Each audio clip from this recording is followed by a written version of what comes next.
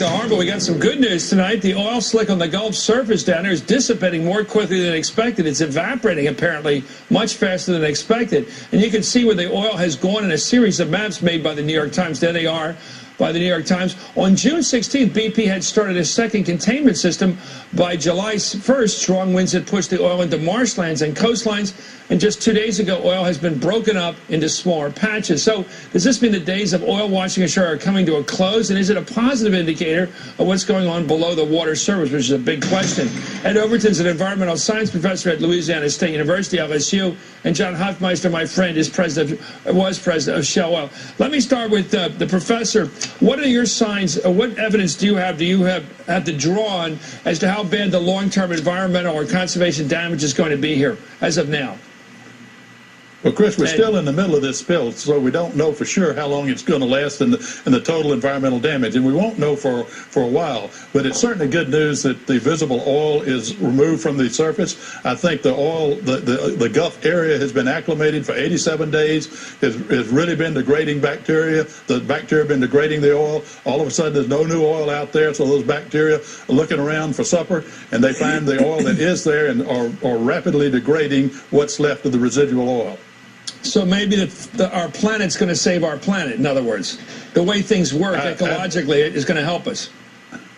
Absolutely. This is Mother Nature's scheme of things. We've overloaded the scheme of things with 30 to 60,000 barrels of oil each day. Now that's not happening, and the natural processes are taking shape. I hope they're going to remove the oil. Doesn't mean that there's not going to be some additional impacts coming on shore, but the frequency and the magnitude will dramatically reduce over the next several days and several weeks.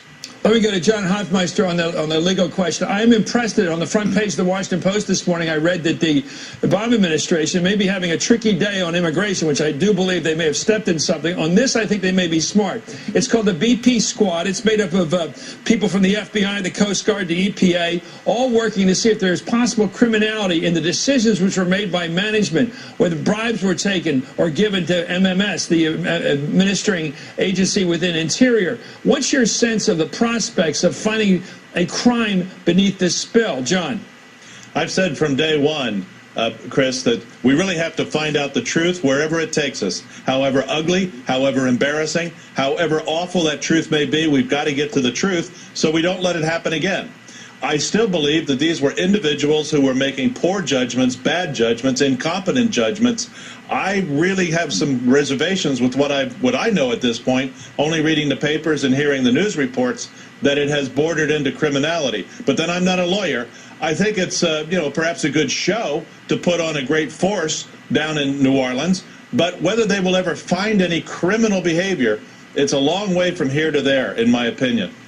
Well, what is your value judgment? I have one. I think if somebody makes a deliberate business decision to cost our planet in order to make money, they ought to be punished, and criminally. It is a criminal thing to hurt this planet.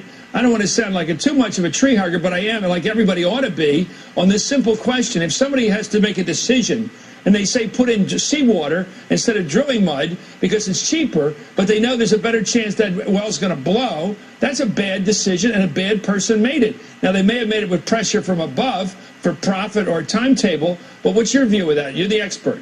Well, we have to find out exactly who decided what on what conditions. Why are they hiding this from us? Why don't we know now after all these months as to who made these decisions? Why wouldn't BP tell us? There are a couple individuals that have taken the Fifth Amendment, as I understand it.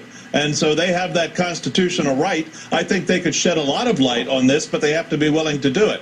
I think that the investigation will be pursued. I hope it's pursued to the nth degree, because they've tarnished the entire industry, Chris, which operates safely and effectively for decades. And this really has to come. But unfortunately, we may be in court for years. This could well become, daytime TV for years out into the future. Yeah. And if it's a criminal case, you can be sure it'll last for a very long time. Let me go to Professor Overton. This whole question about social costs, where a company or a management makes a deliberate decision to pass costs on to the public, in this case to the devastation of the Gulf of Mexico, to make more money. What is your view about that in terms of criminality? Well, Chris, there's a big difference between a criminal act and a stupid act, and you know, I'm not a lawyer either, but it looks to me like this was stupid rather than necessarily criminal. I mean, if laws are in place on the books, they may well be. I don't know about that, but clearly, I think as we go forward, we might tighten up the regulations such that when you take reckless acts that have consequences like a spill of this magnitude, people ought to think twice before making reckless decisions. Let's take a look at Tony Hayward's parting words. Here's the guy that was head of BP, the British fellow that went off to the yachting race. Of course, he was too busy to do what he had to do. He went off catching the yachting, one of the worst PR decisions in history. That isn't criminal. It's just stupid. In that case, quote, I like this because this is the best part of the Brits. Whether it is fair or unfair is not the point. I became the public face of the disaster and was demonized and vilified. BP cannot move on in the U.S. with me as its leader. Sometimes you step off the pavement and get hit by a bus. Did I make mistakes? Of course I did. But would I have changed fundamentally what BP did and the role I played in it? I think the answer is no. Very British, John Hofmeister. I like that, though, about the British. When something goes wrong in British cabinet or British government, somebody says, I'm out of here, I resign, I'm back to my club, they have a couple drinks, and it's over. But you don't have to look at the guy anymore. Your thoughts about this? Is this the best of the British? They leave?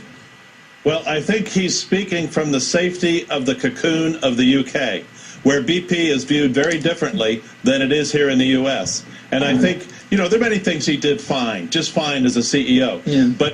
But Americans will never forgive or forget what happened in that Gulf of Mexico, also on the heels of Texas City, also on the heels of the Arctic pipeline burst. Right. So there's a whole record here that the Americans really have had to live with, which the British have not. I just don't want to read someday in the paper on the British honors list that he's Lord Hayward. You know, as Churchill, my hero, once said, I want to see fewer peerages and more disappearages.